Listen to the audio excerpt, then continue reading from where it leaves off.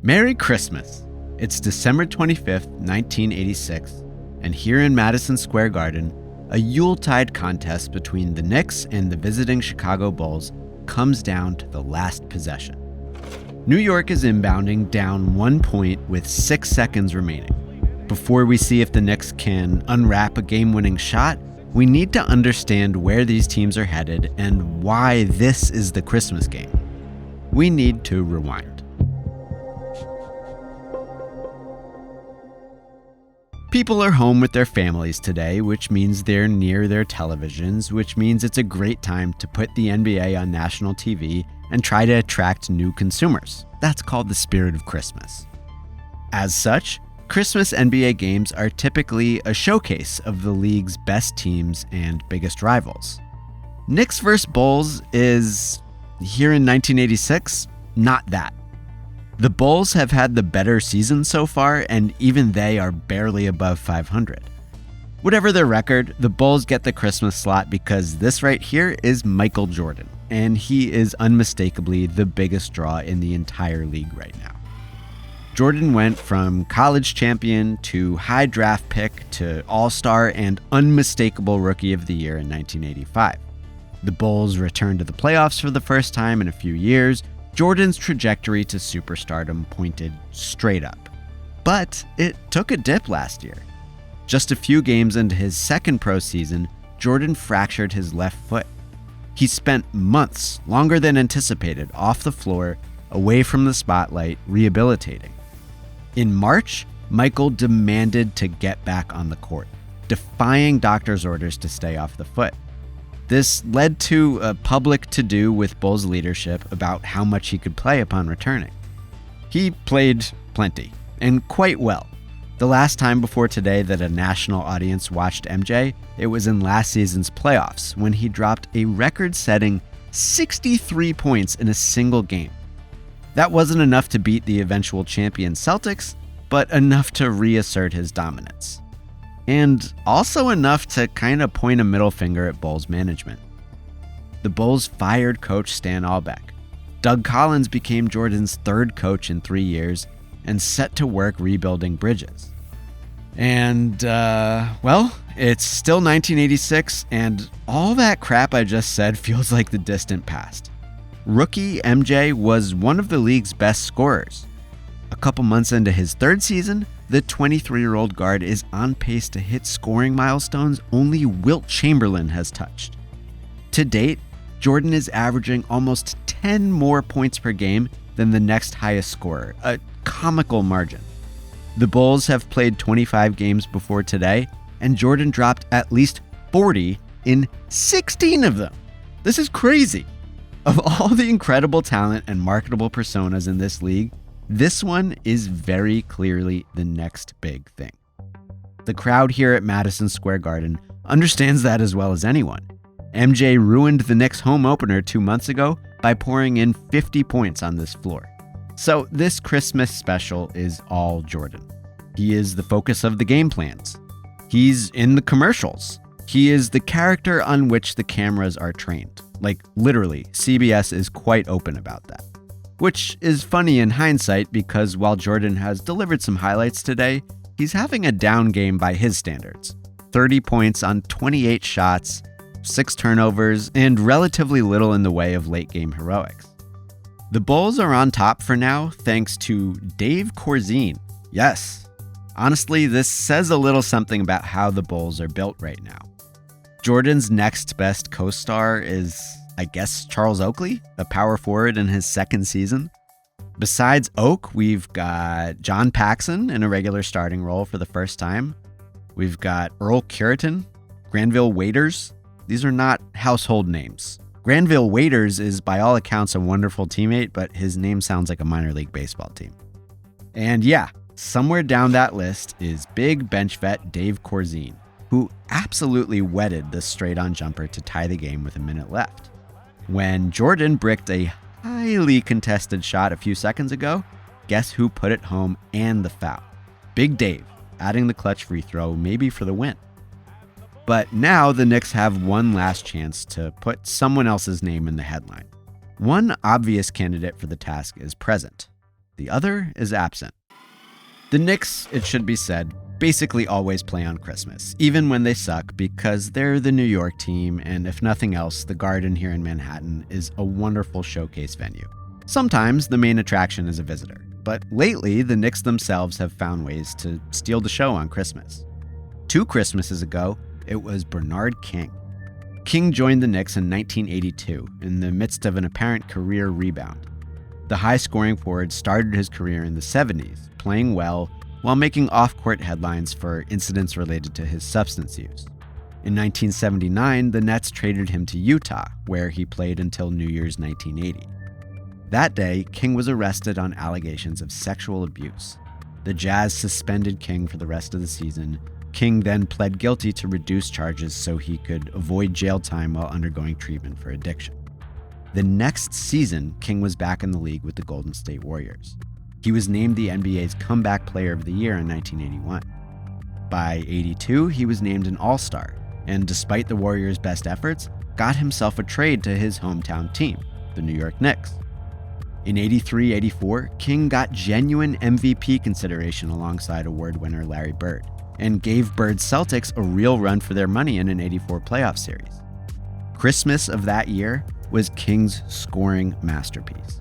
On this very floor, exactly 2 years ago, King gave his old team, the Nets, 60 points on just 30 shots, breaking both the Christmas scoring record and the Knicks scoring record. You look at King's reputation, the headlines about him, the way fans feel, the way all that stuff turned, it was like Bernard King somehow managed to outscore his own public persona. But today, King isn't here. He's not on the scoring charts beside Jordan, and not on the court in this moment. See, back when King had his record-setting Christmas in '84, the Knicks were already struggling with injuries and poor play.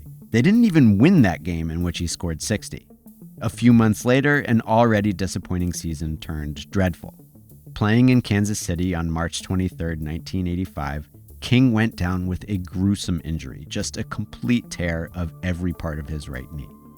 The Knicks had already given up on their '85 campaign, and now they had to wonder if they'd have to play the following season without their only star, whether he'd ever be the same. Well, good news and bad news for the Knicks. Bad news first. Playing the following season, singular, without King, turned out to be an optimistic fear. Over a year and a half later, Bernard still hasn't gotten back on the court. One wonders if he ever will. The good news is King isn't New York's only star anymore. 1985, when King's injury occurred and the Knicks went 24-58, was a pivotal year for the NBA draft, the first ever draft lottery. The league was sick of teams tanking into the 2-team coin flip for the first pick, so they opened up the odds to all 7 non-playoff teams.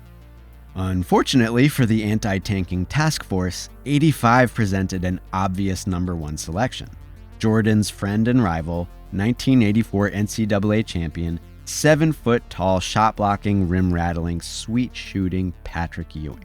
So excellent that even 1 in 7 odds at his draft rights incentivized missing the playoffs. Even before Bernard King hurt himself, the New York Daily News was openly angling for the Knicks to lose their way into even a slim chance at the first pick. So sure that Ewing would be the top selection that this cartoon embedded a sign in his skull. The Knicks' path back to greatness was simple: lose, then get lucky. Somehow, that plan worked. Thanks to pure, random, room temperature luck, one of the biggest sports markets on earth landed the right to draft one of the biggest prospects ever. And they did. How fortunate for the Knicks and the NBA.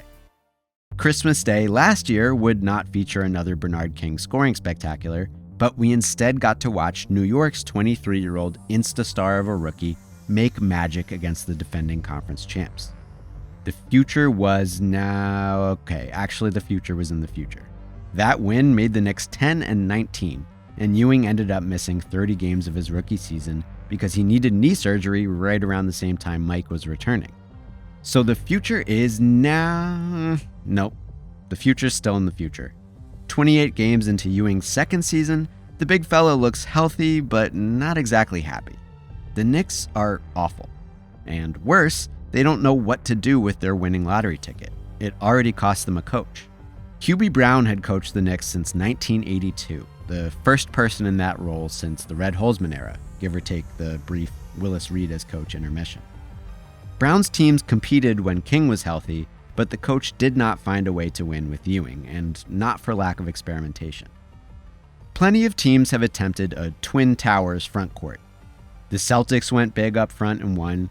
The Houston Rockets just made it to the finals with two legit 7-foot centers starting side by side. Even the Knicks themselves had tried it, albeit with worse results. But for Ewing, this was very, very new. As pure a center as there ever was, Ewing got moved to the power forward position alongside Bill Cartwright. It didn't go so hot. By way of example, just look at prior contests against these Bulls. Twice in November, Ewing had to match up with Oakley, who is smaller but tough and athletic, and, well, both times Ewing played terribly and the Bulls won. Patrick moped. Coach Brown accused him of dogging it. It was pretty clear who was going to win that power struggle. Hubie Brown got fired to start this month of December. Assistant Bob Hill took over as interim head coach. Hill quickly moved Cartwright back to the bench, gave Ewing his position back, generated a few happier headlines, and the Knicks kept losing. Over the last couple weeks, Hill has been absolutely flailing to find the right complement for Ewing, even going back to Cartwright sometimes, but nominally keeping Ewing at center. It is a mess, and in New York, messes lead to speculation. Speculation about trading Cartwright, like maybe to these very Bulls, and speculation about the Knicks' next coach. Nobody thinks Bob Hill is going to keep this job past interim status. The only reason Hill was a Knicks assistant to begin with was because Rick Pitino left Hubie Brown's bench last year to go coach at Providence. Kansas coach Larry Brown is considered a frontrunner for the Knicks job. Some would say a lock, but that hasn't stopped the rumor mill from spinning. Names I've seen in the papers include Cotton Fitzsimmons, Bobby Cremins, Jim Valvano, Willis Reed making a comeback. I've even seen Reed's old Knicks teammate Phil Jackson mentioned, even though his only head coaching experience is in Albany and Puerto Rico. Rick Pitino, meanwhile, would be a candidate, but surely he won't return to New York after he just bailed on them for Providence. But it's truly open season. Tommy Heinsohn is calling this game for CBS right now, and even he has been openly campaigning for the coaching job. I wouldn't mind coaching this team myself. That's how good a fast break team I think it could be. The point is, everyone expects the Knicks to make a change, but that's all in the future. For now, the Knicks are just trying to get a bucket and steal a rare victory in front of this massive audience. As the ball is inbounded, it looks like Trent Tucker is going to be running a little pick and roll to either take the shot himself or pass off to the screener, who is Ewing. Ewing's had kind of an off night, hitting just 13 of 29 shots, but he is this game's leading rebounder by a long shot with 17 boards, though he missed a critical one just now on defense. Yes, the last minute of the Michael Jordan show has been the Dave Corzine show. But maybe, just maybe, yet another stormy Knicks season can produce yet another Christmas miracle. Welcome to a moment in history. Comes into Tucker. Ewing sets a screen. The shot is off. Loose ball. Ewing goes up. The basket counts.